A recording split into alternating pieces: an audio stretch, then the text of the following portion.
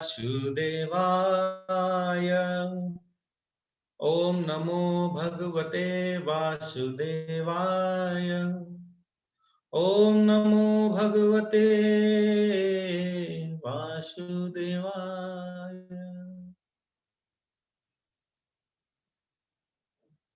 ISKCON founder आचार्य his divine grace अभय चरणारविंद भक्तिवेदांत स्वामी शिला प्रभुपाद द्वारा अनुवाद एवं तात्पर्य। शिला प्रभुपाद की जय।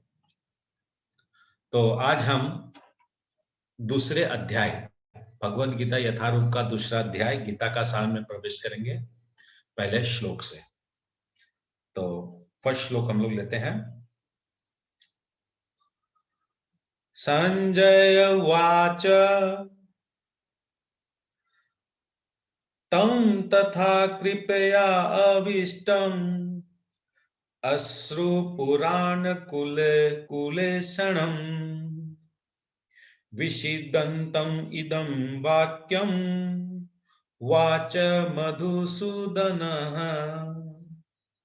संजय ने कहा, करुणा से व्याप्त शोक युक्त अश्रुपूरित नेत्रों वाले अर्जुन को देखकर मधुसूदन कृष्ण ने ये शब्द कहे। तो अर्जुन महात्मा की अभी दशा क्या हो गई है? एक बच्चे जैसी हो गई है। आंखों में आंसू भर रहे हैं, गांडीव एक तरफ रख दिए हैं, पूरा अफसोस, एकदम उदास। क्यों है ये उदासी? क्योंकि उनमें सद्गुण है। क्या सद्गुण है? कि हम और आप हमेशा अपने बारे में सोचते हैं। हम लोग हमेशा प्रायोरिटी अपने आप को देते हैं। मेरे लिए क्या भला है, मेरे लिए क्या सेहस कर ले, मेरे लिए क्या अच्छा है, मेरे को क्या खाना पसंद है, क्या मैं पहनूं। और इवन हम लोग को जो पसंद है वो हम लोग क्या करते हैं, सामने वाले पर भी हम लोग थोपने का कोशिश करते हैं। मगर यहां अर्जुन महात्मा का एक उल्टा चीज है। वो ऑपोजिट पार्टी के ऊपर दया दिखा रहे हैं, ऑपोजिट पार्टी के बारे में सोच रहे हैं। इसलिए वो देखिए कितना करुणामय है। भगवान जैसे करुणामय होते हैं वैसे भगवान के भक्त भी करुणामय होते हैं, दयालु होते हैं। अर्जुन महात्मा अभी क्या बोल रहे हैं? संजय बोल रहे हैं धृतराष्ट्र को कि करुणा से व्याप्त अर्जुन महात्मा जो है, नो डाउट शरीर के स्तर पे आ गए, इसलिए उनको करुणा हो रहा है। अपने सगे संबंधी, पितामह, गुरुजन, सभी पे करुणा आ रहा है, दया आ रहा है। युद्ध करने की इच्छा नहीं रही अब,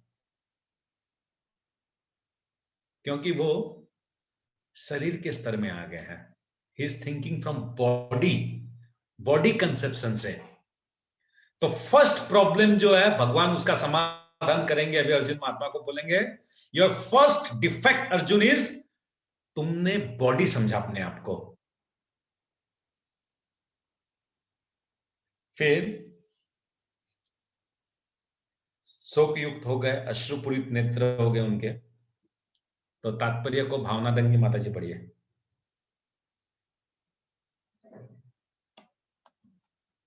हरे कृष्णा प्रभु जी। हरे कृष्णा। 2.1 का तात्पर्य, भौतिक पदार्थों के प्रति करुणा, शोक तथा अश्रु ये सब असली आत्मा को न जानने के लक्षण हैं। शाश्वत आत्मा के प्रति करुणा ही आत्म साक्षात्कार है। इस हरि श्लोक बोल, में हरि बोल, हरि बोल। तो यहाँ पर क्या बोल रहा है? भौतिक पदार्थों के प्रति करुणा, शोक तथा अश्रु ये सब असली आत्मा को न जानने के लक्षण हैं। तो हम लोग ने जब क्लास स्टार्ट किया, मैंने आपको 10-12 प्रकार के एग्जाम्पल्स दिए थे। आप लोग थोड़ा मंथन करके देखिए, वो जितने भी एग्जाम्पल्स मैंने दिए थे वो सारे के सारे शरीर के स्तर पर है। एक भी उसमें एग्जाम्पल आत्मा के स्तर पे था क्या? सब चीज इस बॉडी से था, सब आइडेंटिफिकेशन आई से था। मगर आत्मा से कोई भी संबंध था? नो। आत्मा से कोई रिलेशन नहीं था उनका। मगर जो आत्मा के विषय में जानता है, जो आत्मा के बारे में जानने का कोशिश करता है, या जो आत्मा के संबंध में समझ गया है, उसको बोलता है आत्म साक्षात्कार। ये वर्ड आप लोग नोट कीजिए अपने डायरी में, आत्म साक्षात्कार। आत्म साक्षात्कार यानी the person who has realised about soul, जिसने आत्मा के ज्ञान को जो उपलब्ध किया है, जो आत्मा के ज्ञान को जानने की कोशिश करता है, वह है आत्मा साक्षात्कार व्यक्ति। हम और आप जो यहाँ पर एसोसिएट हुए हैं, जो हम लोग भक्तों का संग कर रहे हैं, जो हम लोग भगवान की प्रार्थना करते हैं, जो हम लोग भगवत गीता का जो चर्चा कर रहे हैं, उसका एक उद्देश्य है आत्मा साक्षात्कार।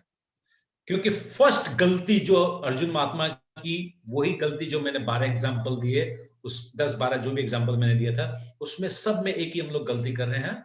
हम लोग अपने आप को बॉडी के स्तर से देखते हैं। वी फॉरगेट, हम लोग भूल जाते हैं कि बॉडी से जो हम लोग संबंध कर रहे हैं, ये 1 दिन 2 दिन 5 दिन 10 दिन 15 दिन 20 दिन का खेल है, ये 40 साल का 70 साल का खेल है ये। मगर क्या ये शरीर ही सब कुछ है, या कुछ ऐसा है जो शाश्वत है? शाश्वत क्या है? आत्मा शाश्वत है। तो इस आत्मा का नॉलेज अबाउट सोल, आत्म साक्षात्कार यानी शरीर और आत्मा के बीच में क्या डिफरेंस है, इसको जानना ही आत्म साक्षात्कार है। जब तक आप नहीं जानेंगे शरीर किसे कहते हैं, आत्मा किसे कहते हैं, शरीर का क्या उद्देश्य है, आत्मा का क्या उद्देश्य है, शरीर कहां रहता है, आत्मा कहां रहता है, शरीर क्यों क्या चीज से बनता है और आत्मा क्या चीज से बनता है, शरीर का क्या ड्यूटी है, आत्मा का क्या ड्यूटी है, जब तक ये हम लोग रियलाइज नहीं करेंगे, तब तक हम लोग जान ही नहीं पाएंगे what is the definition of आत्मा। ठीक है, आगे बढ़िए। इस श्लोक में मधुसूदन शब्द महत्वपूर्ण है। कृष्ण ने मधु नामक असुर का वध किया था और अब अर्जुन चाह रहा है कि कृष्ण उस अज्ञान रूपी असुर का वध करे जिसने उसे कर्तव्य से विमुख कर रखा है। यह कोई नहीं जानता कि करुणा का प्रयोग कहाँ होना चाहिए। डूबते हुए हरे मनुष्य कृष्णा, के हरे कृष्णा, हरे कृष्णा। भगवान का एक नाम है मधुसूदन, क्योंकि भगवान ने मधु नाम के एक दैत्य को मारा था। तो अर्जुन महात्मा क्या चाह रहे हैं कि जिस प्रकार से मधु नाम का दैत्य था, उसी प्रकार मेरी भी बुद्धि दैत्य हो गई है। अर्जुन महात्मा कह रहे हैं मेरी जो बुद्धि है वो मधु नाम के असुर जैसे दैत्य हो गई है। हे भगवान कृष्ण, जिस प्रकार आपने मधु मधु को मारकर उसका उद्धार किया, उसी प्रकार आप मेरी इस बुद्धि को, जो मेरी बुद्धि अभी विचलित हो गई है, इस बुद्धि पे आप भी अब मेरी इस बेईमान बुद्धि को मारकर इसको शुद्धता प्रदान करो। पढ़िए आगे। डूबते हुए मनुष्य के वस्त्रों के लिए करुणा मूर्खता होगी। अज्ञान सागर में गिरे हुए मनुष्य को केवल उसके बाहरी पहनावे अर्थात स्थूल शरीर की रक्षा करके नहीं बचाया जा सकता है। जो ओके, इसे नहीं हरि बोल, जानता, हरि बोल। अच्छा, अगर मैं बोलूं एक आदमी सपोज नदी में डूब रहा है, तो उस आदमी को बचाएंगे कि उस आदमी का शर्ट को बचाएंगे? हम लोग उस आदमी को बचाएंगे, आदमी को आदमी को बचाएंगे, आदमी का शर्ट को नहीं बचाएंगे। उसी प्रकार शर्ट जो है, ये जो शर्ट जो है, शर्ट बोलिए या फिर ये कुर्ता, जो भी आप बोलिए, टी शर्ट बोलिए, जो भी बोलिए, ये हमारा बाहरी पहनावा है, यानी ये शरीर है। और आदमी को बचाना है, आदमी यानी यहां पर एग्जाम्पल से बोला गया है आत्मा, आत्मा को बचाना है। शरीर को बचा के, शरीर को लिपस्टिक, पाउडर, क्रीम, पनीर का सब्जी, इसको दाल, महंगा महंगा गहना, क्या नहीं खिलाया, क्या नहीं पिलाया इसको, है? इसको दुनिया का जिम में लेके गया, इसको खूब एसी गाड़ी में सुलाया है, एसी में रहा है, इसको सब कुछ दिया है। मगर क्या ये शरीर में झुर्रियां नहीं पड़ी? क्या ये शरीर बूढ़ा नहीं हुआ? दैट मीन्स इस शरीर का कल्याण शर्ट का कल्याण करना जैसा है। डूबता हुआ आदमी को पकड़ना, उसको बचाना, उसका शर्ट को बचा के क्या करेंगे? ओके, आगे पढ़िए। जो इसे नहीं जानता और बाहरी पहनावे के लिए शोक करता है वो शूद्र कहलाता है, अर्थात वह वृथा ही शोक करता है। अर्जुन तो क्षत्रिय था, अतः उसे ऐसे आचरण की आशा न थी, किंतु भगवान कृष्ण अज्ञानी पुरुष के शोक को विनष्ट कर सकते हैं और इसी उद्देश्य से उन्होंने भगवत गीता का उद्देश्य दिया। यह अध्याय हमें भौतिक शरीर तथा आत्मा के वैश्लेषिक अध्ययन द्वारा आत्म साक्षात्कार का उपदेश देता है, जिसकी व्याख्या परम अधिकारी भगवान कृष्ण द्वारा की गई है। यह साक्षात्कार तभी संभव है जब मनुष्य निष्काम भाव से कर्म करे और आत्मबोध को प्राप्त हो। हरे Krishna. Thank you so much. तो देखिए सब चीज क्लियर हो गया है। यहाँ पर आत्म साक्षात्कार शब्द क्या है, किसका कल्याण करना है, शरीर का कि आत्मा का। ओके, सेकंड नंबर श्लोक। अब भगवत गीता में फर्स्ट टाइम भगवान बोलेंगे। अब दूसरा नंबर श्लोक से पहला अध्याय का 25 नंबर श्लोक में भगवान डायरेक्टली नहीं बोले, भगवान बस ऐसे इंगित दे दिए कि अर्जुन तुम देखो, सारे सेनाओं को देखो। मगर यहाँ पर अब भगवान फर्स्ट टाइम आया है, श्री भगवान वाच। तो देखिए यहाँ पर प्रभुपाद जी क्या लिख रहे हैं, कृष्ण वाच नहीं लिख रहे हैं, या फिर परम पिता या परमात्मा वाच नहीं, एकदम डायरेक्ट भगवान watch. To give us the clarity, to give us the confidence, this is Bhagwan Vacha. The word Bhagwan has been used here. क्योंकि भगवान क्या है? भगवान परम सत्य की प्रकाष्ठा है, परम सत्य, परमात्मा, परम पिता, परम दयालु, परम हिदम, सुहृदम, परम करुणामय भगवान है। भगवान शब्द का मतलब हो गया भग प्लस वन। भग, अच्छा आप लोग को तो अभी नहीं दिखेगा ना, अभी बोर्ड नहीं दिख रहा होगा ना दिख रहा है? नहीं दिख रहा प्रभु जी, नहीं दिख रहा। एक्चुअली आप शेयरिंग कर रहे हैं ना प्रभु जी, इसलिए। अच्छा, शेयरिंग कर सकते हैं, हो जाएगा। उनके वीडियो को पिन कर दीजिए। तो फोटो पिन करेंगे तो उनका स्क्रीनशॉट आ जाता है। वन,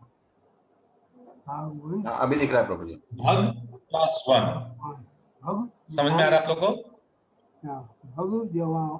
भग, भग हिंदी भग प्लस वन, या प्लस वन, समझ में? भग प्लस वन। समझा प्रभु जी? एक सेकंड। आनंद प्रभु आप बताइए, ये समझ में आ रहा है कि नहीं आ रहा है? भग प्लस वन लिखा हुआ दिख रहा है पूरा। करेक्ट। तो भगवान, भगवान शब्द ऐसे हुआ, भग प्लस वन। वान मतलब जिसने धारण किया है, और भग मतलब 6 ऐश्वर्य को, 6 ऐश्वर्य को जिसने पूर्ण रूप से 100% जिसने धारण किया है वो है भगवान। और वो 6 ऐश्वर्य क्या है जिसने पूर्ण रूप से धारण किया है? पहला है धन, वेल्थ, जिसके पास 100% वेल्थ है। अब आप मेरे को बताइए, अंबानी के पास, अदानी के पास कौन ऐसा है जिसके पास 100% वेल्थ है? नहीं है उसके पास, क्योंकि हो सकता है उसके पास 1 लाख करोड़ रुपया है, मगर मेरे पास तो 100 रुपया है, इसका मतलब मेरे पास तो 100 रुपया, जब तक वो मेरे से 100 रुपया नहीं लेगा तो उसको तो 100% वेल्थ नहीं होगा। कौन है? फिर देखिए शक्ति, स्ट्रेंथ, क्या? भगवान कृष्ण। आप लोग म्यूट कीजिए, ऐसे डिस्टर्ब करेंगे तो ऐसे नहीं चलेगा।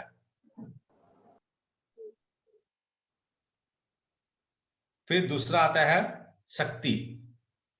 पहला आया वेल्थ, दूसरा आया शक्ति। भगवान में इतनी शक्ति थी बचपन से कि भगवान विभिन्न असुरों का वध किए। भगवान जब 3 दिन के थे तब वध किए, 7 दिन के वध किए, 1 महीना का वध किए, 11 साल की उम्र में थे तब वध किए। Most strengthful. फिर यश यानी फेम, भगवान कृष्ण की तरह किसी का भी फेम नहीं है, नो वन इतने फेमस है भगवान। सौंदर्य, 4 नंबर है सौंदर्य यानी ब्यूटीफुल, भगवान जैसा ब्यूटीफुल कोई भी नहीं है।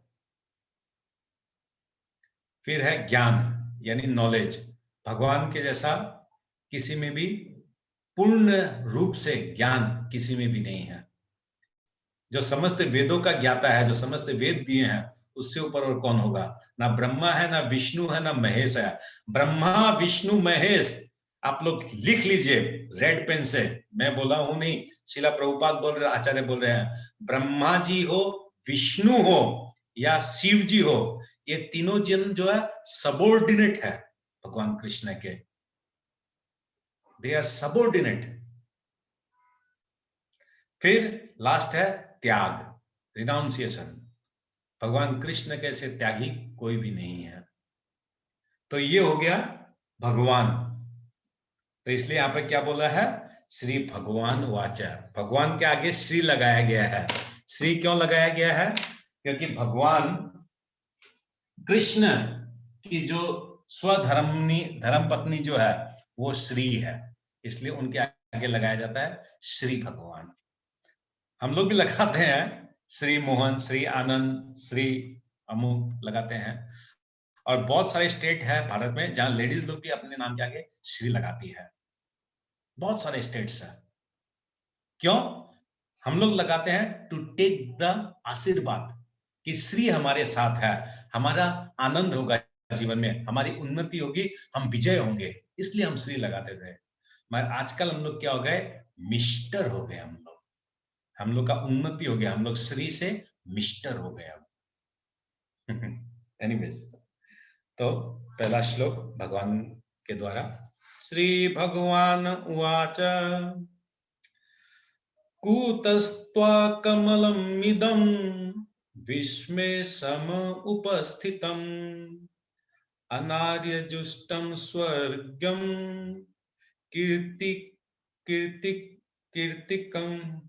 कीर्तिकरम अर्जुन। श्री भगवान ने कहा, हे अर्जुन, तुम्हारे मन में ये कलमश आया कैसे? ये उस मनुष्य के लिए तनिक भी अनुकूल नहीं है जो जीवन के मूल्य को जानता हो।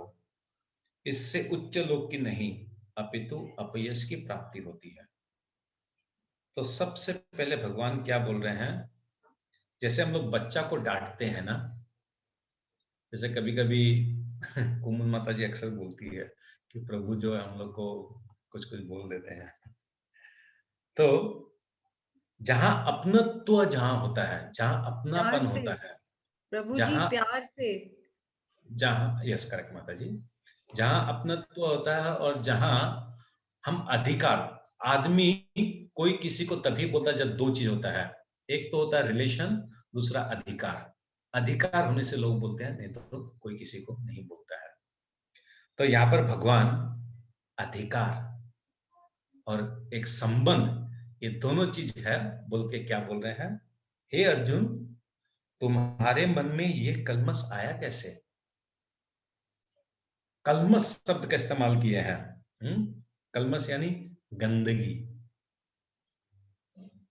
तुम इतने ज्ञानी हो, तुम आत्म साक्षात्कार व्यक्ति हो, तुम्हें आत्मा का ज्ञान है, तुम मेरे परम भक्त हो, तुम मेरे परम शिष्य हो, तुम मेरे परम मित्र हो, और तुम्हारे में ये कलमश आया कैसे? हालांकि इसमें अर्जुन का कोई गलती नहीं है, ये तो भगवान कृष्ण की इच्छा से हो रहा है। भगवान कृष्ण चाहते हैं कि गीता का प्रवचन हो, इसलिए ये उद्देश्य से अर्जुन महात्मा की ये अवस्था है अभी। तो क्या बोलते हैं यहाँ पर तात्पर्य में? अब इस तात्पर्य को जो है दूसरा नंबर श्लोक का तात्पर्य, इस तात्पर्य को जो समझेगा वो इंटायर भगवत गीता को आगे समझेगा, और इस श्लोक को अगर नहीं समझेगा वो भगवत गीता में हमेशा कंफ्यूज रहेगा, एक्सट्रीमली कंफ्यूज रहेगा। तो हम लोग खूब ध्यान से इस श्लोक को समझेंगे। श्री कृष्ण तथा भगवान अभिन्न है, यानी भगवान और कृष्ण सेम। इफ आई से शिखा गुप्ता माता जी, सेम, अलग नहीं है इस ग्रुप के लिए। भगवान और श्री कृष्ण अभिन्न है, they are same, they are not different. इसलिए श्री कृष्ण को संपूर्ण गीता में भगवान ही कहा गया है। भगवान परम सत्य की प्रकाष्ठा है। परम सत्य का बोध ज्ञान की 3 अवस्थाओं में होता है। भगवान परम सत्य की प्रकाष्ठा है। परम सत्य, परमानंद, परम दयालु, परम पिता, परमेश्वर, भगवान परम है, बियॉन्ड इमेजिनेशन। और जब हम लोग इमेजिनेशन के द्वारा अगर भगवान को समझने की कोशिश करते हैं, तभी हम लोग का गड़बड़ होता है। हम लोग का जो जीवन जो गड़बड़ चल रहा है, क्यों गड़बड़ चल रहा है? क्योंकि हम लोग इमेजिनेशन से भगवान को समझ रहे हैं। यही अगर भगवत गीता को खोल के एक बार पढ़ के अगर समझ लेते, तो हम लोग इमेजिनेशन से कभी भगवान को नहीं समझते। कुछ लोग बोलते हैं, बहुत बार मिलते हैं, कि भगवान भी तो लीला करता, रास लीला करता है, हम लोग कर लिए तो क्या हो गया?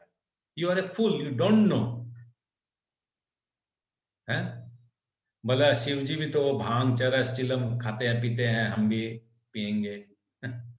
कोई शास्त्र में कहीं नहीं लिखा हुआ ये चीज कि शिव जी जो है कोई भांग पीते थे या फिर वो चिलम या गांजा फूकते थे, कहीं नहीं लिखा हुआ है। मनुष्य अपने स्वार्थ के लिए सब बोलता है।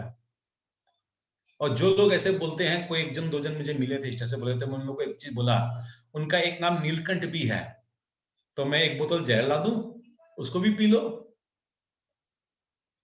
जब उसका बाकी गुण लोग ले सकता है, ये भी ले लो थोड़ा सा, क्या प्रॉब्लम है? इसको भी हजम कर लेना।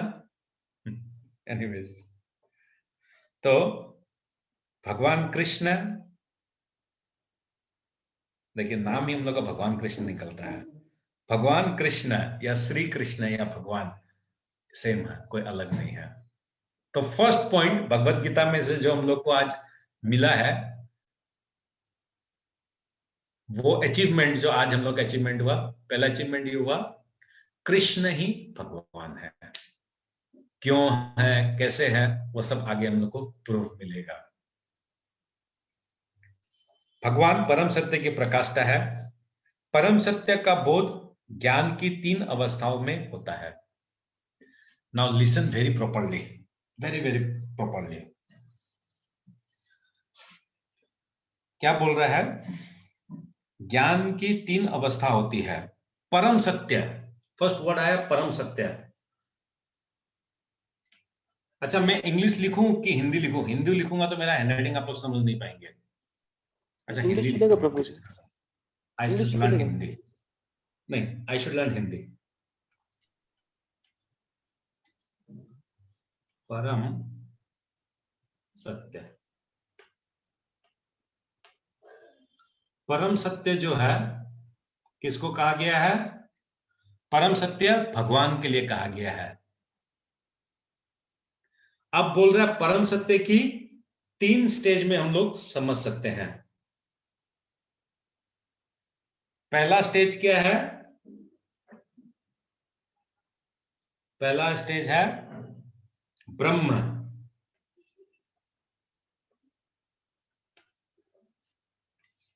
दूसरा है परमात्मा,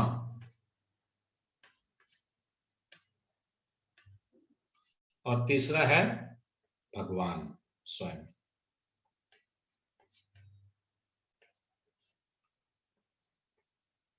तो परम सत्य को हम लोग 3 स्टेज में जान सकते हैं, ब्रह्म, परमात्मा और भगवान। ब्रह्म यानी, ब्रह्म का मतलब हुआ निर्विशेष। मेरा स्पेलिंग पे मत जाइएगा आप लोग, मेरे स्पेलिंग गलत हो सकता है। आप लोग इंग्लिश जिसको अच्छा हिंदी आता है वो प्रॉपरली लिखिएगा। ब्रह्म मतलब निर्विशेष, यानी ब्रह्म ज्योति, ब्रह्म ज्योति। ब्रह्म यानी निर्विशेष ब्रह्म ज्योति। यानी जो लोग बोलते हैं कि भगवान का कोई आकार नहीं है, हम लोग मृत्यु के बाद ब्रह्म ज्योति में विलीन हो जाएंगे, इस टाइप के लोग वो भगवान को सिर्फ ब्रह्म रूप में जानते हैं। वो परमात्मा रूप और भगवान रूप में भगवान को समझने का कोशिश नहीं करते हैं और नहीं जानते हैं। इसलिए ब्रह्म ज्ञान जो है, भगवान के इस ब्रह्म ज्ञान को जो जानते हैं उसको बोलते हैं ज्ञान योग। इसको बोलते हैं ज्ञान योग। यानी जो ज्ञान योग के स्तर से जानने का कोशिश करता है वो यही जानता है कि ब्रह्म जानता है। फिर दूसरा हुआ परमात्मा। परमात्मा यानी भगवान को विष्णु रूप में जानना, चतुर्भुजी विष्णु रूप में जानना हुआ परमात्मा। जो ये समझता है कि मैं पहला वाला ब्रह्म में क्या था, पहला वाला ब्रह्म में ये था कि मैं मृत्यु के बाद जो है इस शरीर को छोड़ दूंगा और मैं ब्रह्म ज्योति में जाके विलीन हो जाऊंगा और वही मेरा अस्तित्व खत्म हो जाएगा, आत्मा का अस्तित्व खत्म हो जाएगा। मगर उससे जो थोड़ा ज्ञानी होता है, उससे जो ज्यादा इंटेलिजेंट होता है, वो क्या करता है, ध्यान योग। ध्यान योग के माध्यम से परमात्मा की उपलब्धि करता है और वो परमात्मा की उपलब्धि करके वो ये समझता है कि ये जो आत्मा जो है ये ब्रह्म ज्योति में विलीन नहीं होता है, ये ब्रह्म ज्योति के ऊपर भगवान विष्णु लोक, भगवान विष्णु के पास जाता है और वहां पर वो भगवान विष्णु की सेवा करता है। ये हो गया परमात्मा, परमात्मा का अचीवमेंट, मतलब नॉलेज। इसको था ब्रह्म तक का नॉलेज, बस ये यहीं सेटिस्फाई होकर यहीं तक रह गया। फिर दूसरा को हुआ परमात्मा का नॉलेज, वो परमात्मा तक का वो ज्ञान उपलब्ध किया। मगर जो मोस्ट इंटेलिजेंट जो होता है, जो हाईएस्ट इंटेलिजेंट जो होता है, वो क्या करता है, भगवान तक की ज्ञान का उपलब्धि करता है। वो भगवान तक समझने की कोशिश करता है। भगवान तक समझने की कोशिश करता है मतलब वो श्री कृष्ण, भगवान श्री कृष्ण की भक्ति के माध्यम से। ये था ज्ञान योग, परमात्मा हुआ ध्यान योग और भगवान हुआ भक्ति योग।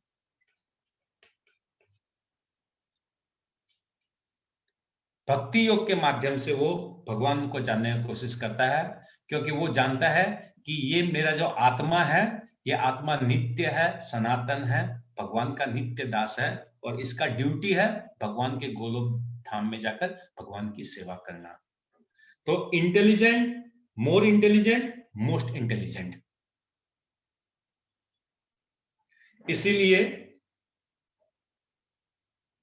ये जो ज्ञान है, ब्रह्म का ज्ञान है, ये ज्ञान योग में है, परमात्मा का ज्ञान ध्यान योग में है और भगवान का ज्ञान भक्ति योग में है।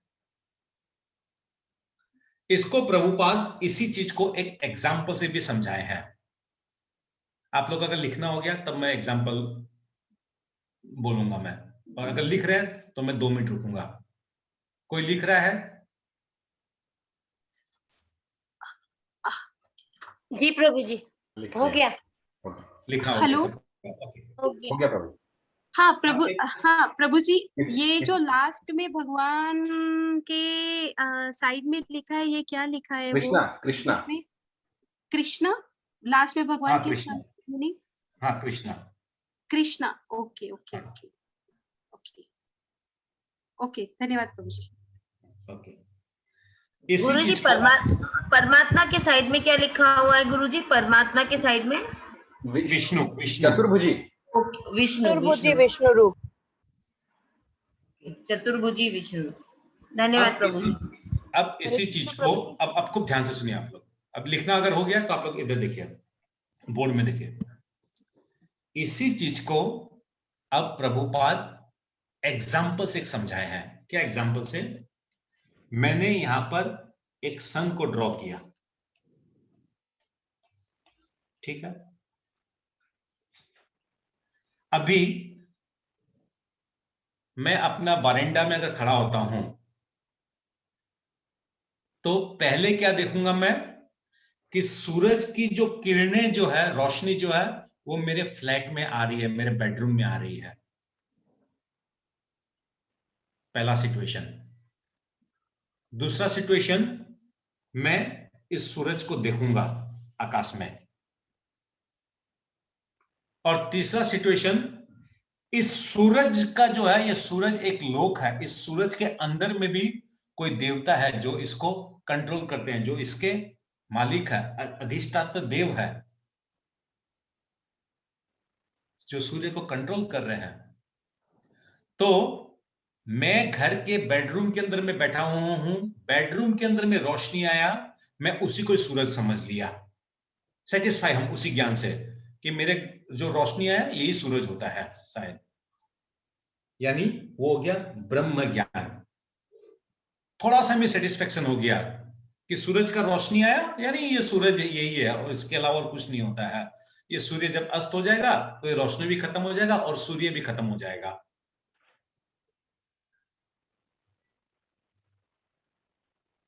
हरि बोल। आप लोग को अगर समझ में किसी को भी अगर नहीं आ रहा ना, आप लोग इमीडिएटली किंतु बोलिएगा कि प्रभु ये तो समझ में नहीं आया। हाँ, क्योंकि पूरा भगवत गीता ही इसी के ऊपर बेस है।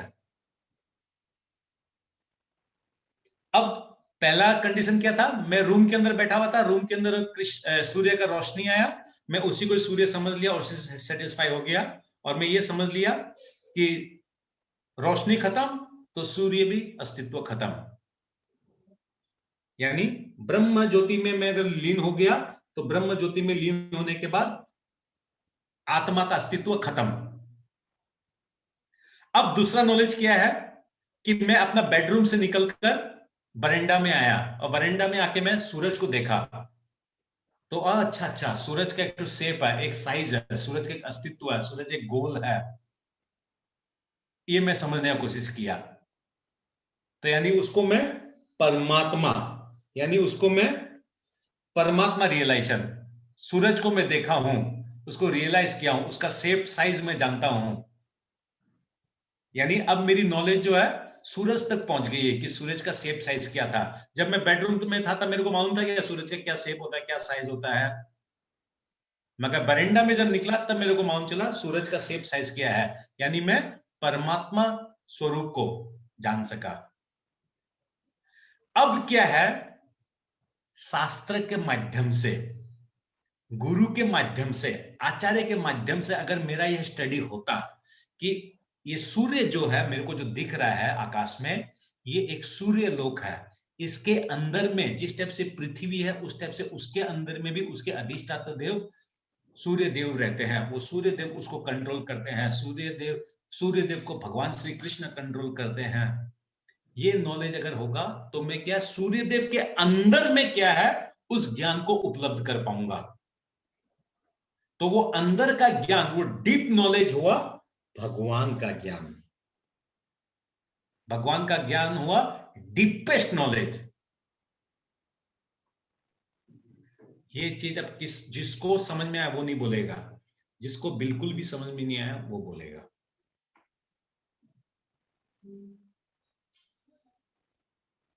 और इसमें शर्म करने का बात नहीं है, जिसको एकदम प्रभु जी मेरे को ये, प्रभु जी जय श्री कृष्ण, मुझे ये निर्विशेष समझ में नहीं आया। ओके, आप ये सुनीता माता जी बोल रही हैं? जी। ओके, ठीक है। और कौन है? और कौन है? और कौन है? किसी को भी कोई भी पार्ट समझ में नहीं आया हो, ये पार्ट हो चाहे एग्जाम्पल का पार्ट हो। प्रभु जी एग्जाम्पल के पार्ट में जो आप भगवान कृष्ण के लिए बोले हैं ना कि when we go near the sun, वो वाला पार्ट एक बार बता दीजिए। नहीं, भगवान को मैं नियर द सन नहीं बोला, भगवान को मैं बोला हूं जब हम लोग को सन के अंदर में क्या है उसका जो नॉलेज हो गया वो नॉलेज को भगवान का नॉलेज के साथ कंपेयर किया गया है। मतलब एग्जाम्पल है, सन तो एग्जाम्पल है ये, मतलब अबाउट नॉलेज। एक तो हो गया रोशनी का नॉलेज, एक हो गया सूर्य का फिजिकल प्रेजेंस का नॉलेज, और एक हो गया सूर्य लोक के अंदर क्या है उसका नॉलेज। और ये निर्विशेष शब्द का मतलब हो गया, निर्विशेष मतलब जिसका अस्तित्व नहीं, जो शून्य है। निर्विशेष जो विशेष, जिसमें विशेषता नहीं है, जिसमें गुण नहीं रहा, गुणात्मक रूप से जो जीरो हो चुका। यानी कुछ लोगों का मानना है, निर्विशेष शब्द का मतलब ये हुआ, कुछ लोगों का मानना है कि मैं शरीर हूं, मैं मर जाऊंगा, और ये आत्मा जो है इमीडिएटली ब्रह्म ज्योति में जाके मिक्स हो जाएगा। ब्रह्म ज्योति भी भगवान की ही एक शक्ति है, परमात्मा भी भगवान की शक्ति है, और भगवान तो स्वयं भगवान ही है। तो वो सोचता है कि ब्रह्म ज्योति में जाके ये आत्मा मिक्स हो जाएगा, और वहां जाके जब निर्विशेष उसमें जब वो मिक्स हो जाएगा तो उसका आत्मा का अस्तित्व खत्म हो जाएगा। मगर इन दोनों केस में आत्मा का अस्तित्व खत्म नहीं हो रहा है। ये दोनों आदमी क्या सोच रहे हैं, आत्मा फिनिश नहीं होता है, आत्मा is eternal, it stays as it is. सिर्फ इसमें समझ रहा है, सिर्फ ब्रह्म में समझ रहा है कि आत्मा फिनिश हो जाएगा।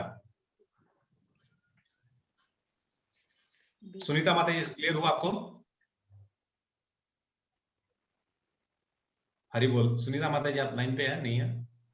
प्रभु जी क्लियर है जी, प्रभु जी समझ में आ गया। ओके, जय श्री कृष्ण। ओके, तो अभी मैं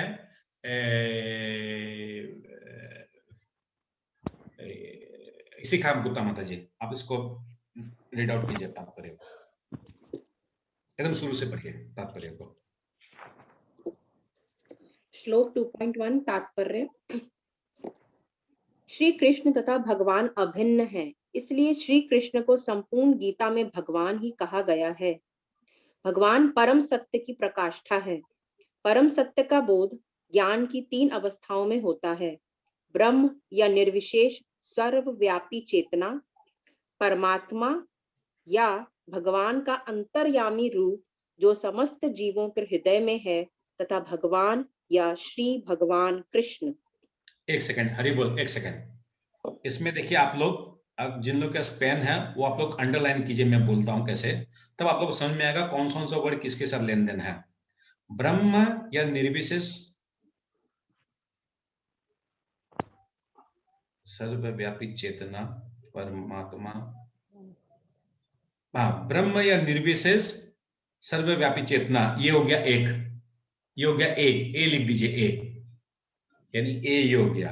बी क्या है? परमात्मा या भगवान का अंतर्यामी रूप जो समस्त जीवों के हृदय में है, ये हो गया बी। और सी क्या है? भगवान या श्री भगवान कृष्ण, ये हो गया सी। तो यहां पर हम लोग को मिला, देखिए आप लोग इधर बोर्ड की तरफ देखिएगा, हम लोग को पहले में क्या मिला? परम सत्य की 3 अवस्था होती है, ब्रह्म नंबर ए, बी परमात्मा, सी भगवान। आप लोग का चेहरा देख के मेरे को ऐसा लग रहा है कि आप लोगों को किसी को भी कुछ क्लियर नहीं हो रहा है, कैसे कंफ्यूजन टाइप का लग रहा है। क्लियर है प्रभु जी, क्लियर है एकदम क्लियर है? जी जी प्रभु जी क्लियर है। प्रभु जी एक रिक्वेस्ट है, वो जो एक चार्ट आता है ना जिसमें वो ब्रह्म ज्योति और वो वैकुंठ वो सब क्लियर करते हैं, आप प्रभु जी एक रिक्वेस्ट है कि आप एक बार उससे चार्ट से भी थोड़ा समझाएंगे तो जो नए हैं उनको थोड़ा क्लियर होगा। अभी नहीं आएगा, वो आएगा, वो अभी उसको यूज नहीं करेंगे, वो हथियार यूज करेंगे वो नेक्स्ट में, अभी नहीं, वो हम लोग लेंगे आप लोग का उस चार्ट को हम लोग लेंगे 3rd चैप्टर में और 4th चैप्टर में लेंगे उसको, चार्ट को। अभी हम लोग एक बार लिखने से एक बार जब जो चीज इतना क्लियर होगा ना माता जी, उतना उस चार्ट से इतना क्लियर नहीं होगा, मेरे को ऐसा लगता है। और आप लोग बोलेंगे नहीं आप लोग को बोर्ड का सिस्टम नहीं करना है, तो मैं उस चार्ट से समझाऊंगा, कोई प्रॉब्लम नहीं है। ये पंडित बहुत अच्छा समझ रहे हैं। नहीं ठीक है प्रभु जी, ठीक है, पढ़िए, सबको म्यूट कर लीजिए। शिखा गुप्ता माता जी पढ़िए। श्रीमद् भागवत में परम सत्य की यह धारणा इस प्रकार बताई गई है। परम वदन्ति तत्व विदस्तत्वं यज्ञ ज्ञानम वयम ब्रह्मेति परमात्मेति भगवानिति भगवान शब्दते। इति। तो देखिए शब्दते। सेकंड लाइन में आ गया है ब्रह्म इति, ब्रह्म आ गया। सेकंड लाइन में देखिएगा श्लोक में ब्रह्म आ गया, परमात्मा आ गया, भगवान आ गया। ब्रह्म इति, परमात्मा इति, भगवान इति शब्दते। पढ़े। परम सत्य का ज्ञाता परम सत्य का अनुभव ज्ञान की 3 अवस्थाओं में करता है और ये सब अवस्थाएं एक रूप है। ये ब्रह्म, परमात्मा तथा भगवान के रूप में व्यक्त की जाती हैं। इन 3 दिव्य पक्षों को सूर्य के दृष्टांत द्वारा समझाया जा सकता है, क्योंकि उसके भी 3 भिन्न भिन्न पक्ष होते हैं। यथा धूप यानी प्रकाश, यथा धूप और सूर्य की सतह तथा सूर्य लोक स्वयं। जो सूर्य के प्रकाश का अध्ययन करता है वह नौसिखिया है। जो सूर्य की सतह को समझता है वह कुछ आगे बढ़ा हुआ है, और जो सूर्य लोक में प्रवेश कर सकता है वह उच्चतम ज्ञानी है। हरि बोल, हरि बोल, हरि बोल, हरि बोल। एक सेकंड। तो आप लोगों को समझ में आया जो एग्जांपल हम लोग सूर्य का दिए थे?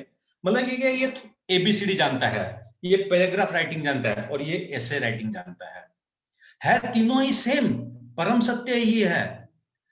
ब्रह्म का जो उपलब्ध, ये ब्रह्म जो है, ब्रह्म भी भगवान के जो इटर्नल प्लेनेट जो है उसके अंदर है।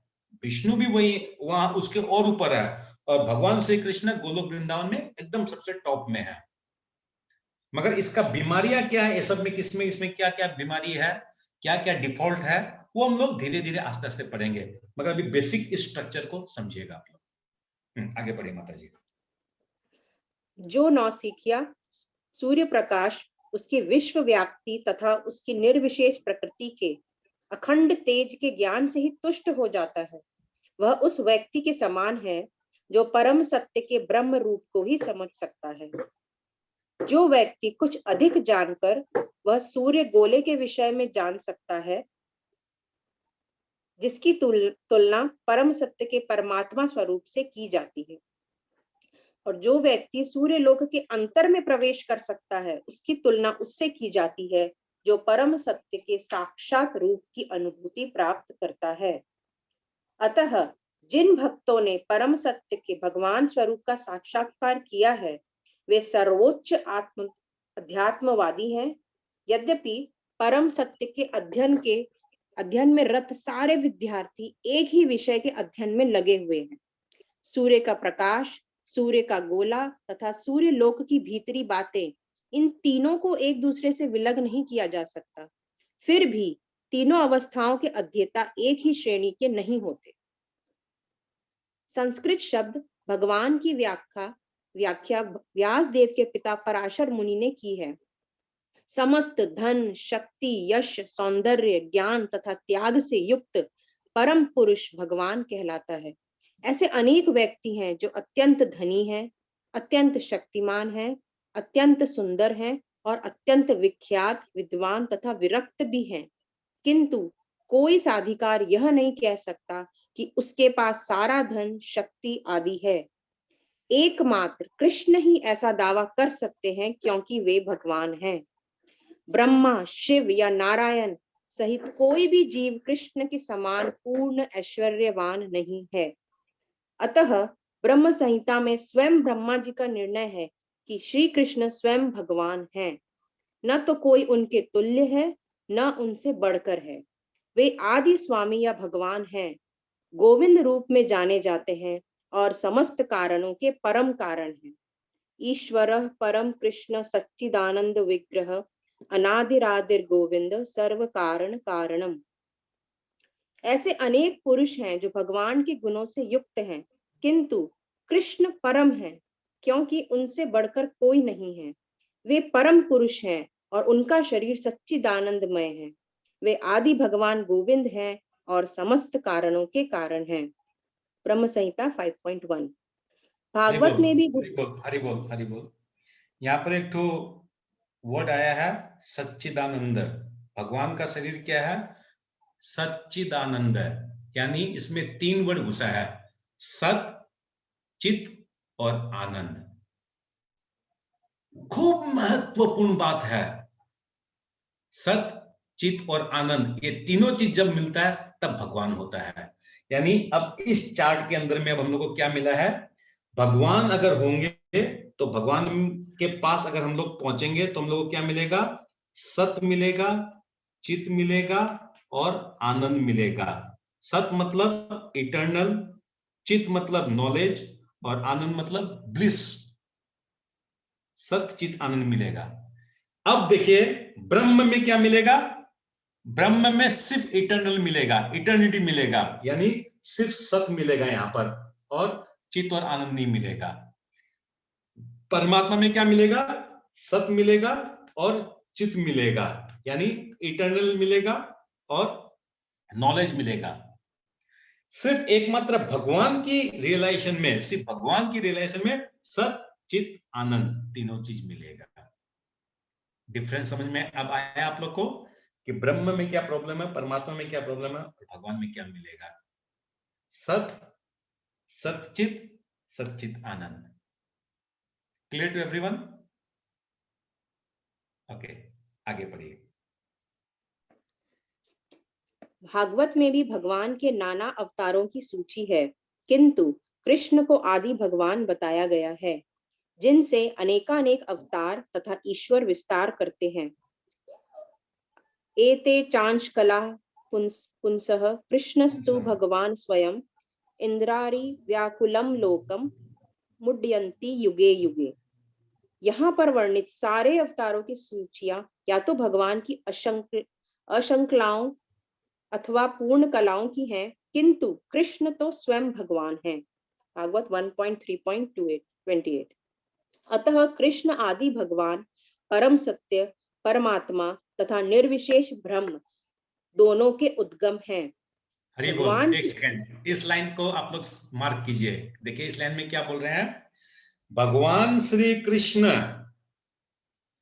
परम सत्य, परमात्मा तथा निर्विशेष ब्रह्म दोनों के उद्गम है।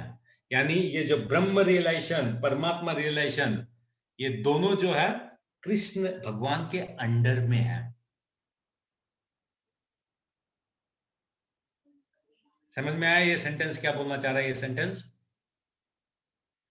किसी को नहीं समझ में आया तो बोलिएगा, क्योंकि 5 मिनट हम लोग को खत्म भी करना है इस श्लोक को। सुनीता माता जी, भावना माता जी, गीता माता जी, साथी माता जी, महेंद्र प्रभु, क्लियर है? ये सेंटेंस क्लियर हुआ? जी प्रभु। क्लियर है प्रभु जी, क्लियर है। ओके, आगे पढ़िए माता जी। भगवान की उपस्थिति में अर्जुन द्वारा स्वजनों के लिए शोक करना सर्वथा अशोभनीय है। अतः कृष्ण ने कुतः शब्द से अपना आश्चर्य व्यक्त किया है। आर्य जैसी सभ्य जाति के किसी व्यक्ति से ऐसी मलिनता की उम्मीद नहीं की जाती। अर्जुन महात्मा आर्य जाति के थे। अर्जुन महात्मा जो है वो आर्य कुल के थे। आगे बढ़िए। आर्य शब्द उन व्यक्तियों पर लागू होता है जो जीवन के मूल्य को जानते हैं और जिनकी सभ्यता आत्म साक्षात्कार पर निर्भर करती है। देह आत्मबुद्धि से प्रेरित मनुष्यों को यह ज्ञान नहीं रहता कि जीवन का उद्देश्य परम सत्य विष्णु या भगवान का साक्षात्कार है। वे तो भौतिक जगत के बाह्य रूप से मोहित हो जाते हैं, अतः वे यह नहीं समझ पाते कि मुक्ति क्या है। जिन पुरुषों को भौतिक बंधन से मुक्ति का कोई ज्ञान नहीं होता, वे अनार्य कहलाते हैं।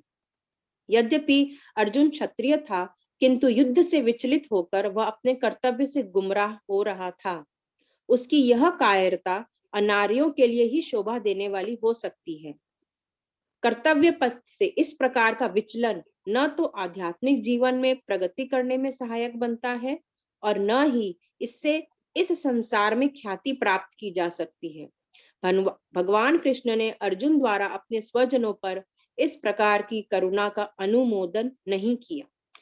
बोल। तो देखिए पहला बात तो, अब दूसरा बात हम लोग को ये मिल गया कि भगवान कृष्ण जो है स्वजन के ऊपर में करुणा करने का अनुमोदन नहीं किया, जो अर्जुन महात्मा का एक तो फीलिंग और एक तो थॉट था। ओके, तो हम लोग आज यही विराम देते हैं, काफी समय हो गया है आप लोग का भी।